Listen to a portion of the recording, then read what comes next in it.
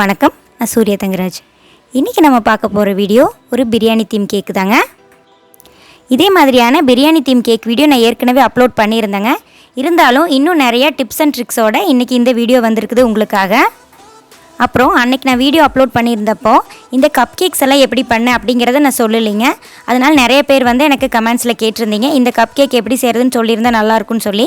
இந்த வீடியோவில் ஸ்வீட்டான சில்லி சிக்கன் அப்புறம் ரைத்தா எல்லாம் எப்படி பண்ணுறது அப்படிங்கிறதையும் இந்த வீடியோவில் நான் கவர் பண்ணியிருக்கிறேன். வாங்க எப்படி செஞ்சோன்னு இப்போ நம்ம வீடியோக்குள்ளே போய் பார்க்கலாம்.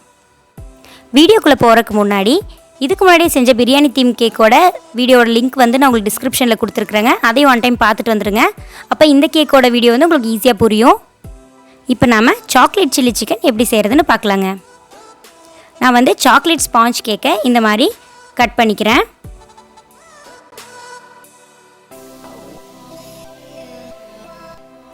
இதை க்யூப்ஸாக வர மாதிரி கட் பண்ணி வச்சுக்கோங்க. கட் பண்ணி வச்சதுக்கப்புறம் ஒரு பவுலில் போட்டுக்கோங்க. அதுக்கப்புறம் விப்பிங் க்ரீமில் ரெட் ஃபுட் கலர் மிக்ஸ் பண்ணி வச்சுருக்குறேங்க. அதை இது மேலே நான் ப்ரஷ் பண்ணி விடுறேன். அப்போ உங்களுக்கு பார்க்குறக்கு ஃப்ரை பண்ண சில்லி சிக்கன் மாதிரியே தெரியும்.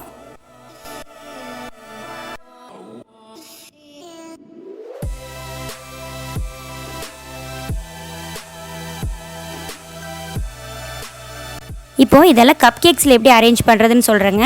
நம்ம நார்மலாக ரெடி பண்ணுற விப்பிங் க்ரீமை கொஞ்சம் மெல்ட் ஆக விட்டு ஒரு கப் கேக்கில் நான் அப்ளை பண்ணி வச்சுக்கிறேங்க. அதுக்கப்புறம் நம்ம பொடி பொடியாக கட் பண்ண ஃபாண்டன்ட் ஆனியன்ஸ் எல்லாம் இது மேலே போட்டுக்கிறேன்.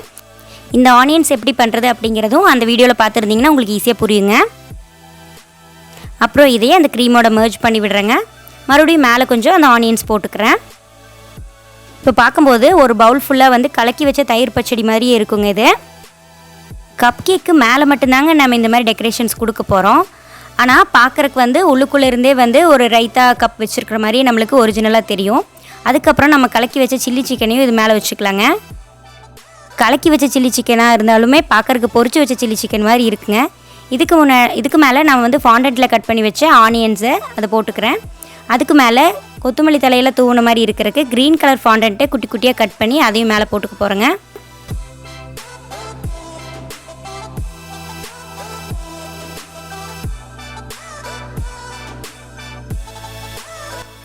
ரைத்தாலே பார்க்குற கொஞ்சம் க்ரீன் கலராக இருந்தால் நல்லாயிருக்குங்க.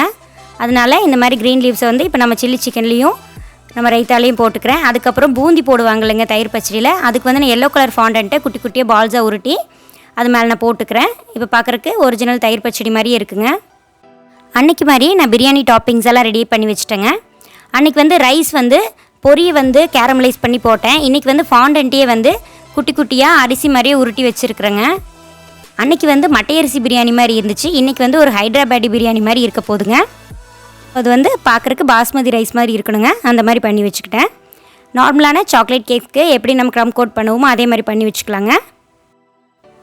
பிரியாணி கேக்கு நான் சாக்லேட் கேக்கு தாங்க எப்போவுமே ப்ரிஃபர் பண்ணுவேன். எந்த ஃப்ளேவரில் வேணாலும் இந்த பிரியாணி தீம் கேக் நான் பண்ணலாம். ஆனால் சாக்லேட் கேக்கில் பண்ணும்போது நம்மளுக்கு டெக்கரேஷன் ரொம்ப ஈஸியாக இருக்கும். மேலே நம்மளுக்கு அந்த ப்ரௌன் கலர் பாட்டெல்லாம் நம்ம சாக்லேட் வச்சே நான் ரெடி பண்ணிக்கலாம். இல்லைன்னா நம்ம ஃபாண்டன்ட்டை கட் பண்ணிலாம் ஓட்டிகிட்ருக்கணுங்க. அந்த டென்ஷன் நம்ம சாக்லேட் கேக் எடுத்துட்டாங்கன்னா வராது. இது கஸ்டமர்கிட்ட சொன்னாலே அவங்க புரிஞ்சுக்கிறாங்களுங்க.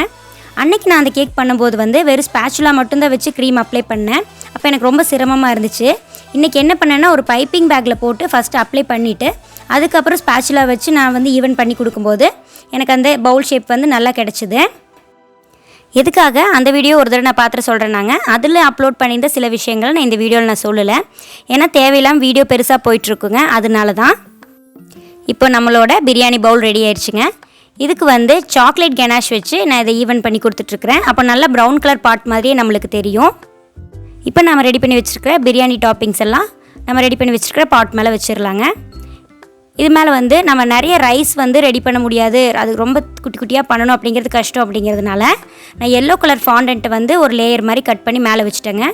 இதுக்கு மேலே நம்ம ரெடி பண்ணி வச்சுருக்கிற பாஸ்மதி ரைஸை மேலே போட்டுக்கலாங்க.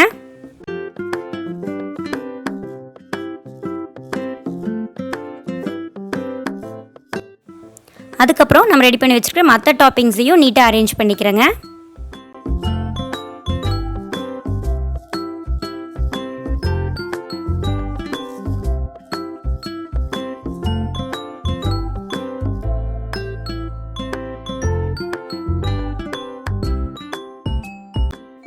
இப்போ நம்ம பிரியாணி பாட் ரெடி ஆயிடுச்சுங்க. ஆனால் ஏதோ ஒரு குறை இருக்கிற மாதிரி எனக்கு தோணுச்சுங்க. அது வந்து இந்த பவுலில் வந்து இதை டெக்கரேட் பண்ணால் நல்லாயிருக்கும் அப்படின்னு நினச்சேன். அதனால் இந்த மாதிரி ஒரு டிசைன் கொடுத்துருக்குறேங்க. எந்த ஒரு கேக் செஞ்சாலும் கஸ்டமர் வந்து ரொம்ப சாட்டிஸ்ஃபைடாக ஃபீல் பண்ணணும் அப்படின்னு நான் நினைப்பேங்க. அன்றைக்கி வந்து ஒரு 90% வந்து தாங்க எனக்கு சாட்டிஸ்ஃபிகேஷன் இருந்துச்சு. ஒரு 10% இன்னும் கொஞ்சம் இம்ப்ரூவ் பண்ணணும் அப்படின்னு நினச்சிட்டே இருந்தேன். அந்த 10% இந்த கேக்கில் நான் கவர் பண்ணிட்டேன்னு நினைக்கிறேங்க. உங்களுக்கும் சில டிப்ஸ் அண்ட் ட்ரிக்ஸ் வந்து இந்த வீடியோவில் கண்டிப்பாக கிடச்சிருக்குன்னு நான் நம்புகிறேங்க. இந்த வீடியோ உங்களுக்கு பிடிச்சிருந்தா நம்ம சேனலை நீங்கள் சப்ஸ்கிரைப் பண்ணிக்கலாங்க. இன்னும் இது போல் நிறைய கேக் இமேஜஸ் எல்லாம் நீங்கள் பார்க்கணுன்னு ஆசைப்பட்டீங்கன்னா சூர்யாஸ் ஹோம்மேட் கேக்ஸ் அப்படிங்கிற இன்ஸ்டாகிராம் ஃபேஸ்புக் பேஜை நீங்கள் ஃபாலோ பண்ணிக்கலாங்க. சீக்கிரமாகவே நான் உங்களை அடுத்த வீடியோவில் சந்திக்கிறேங்க. நன்றி, வணக்கம்.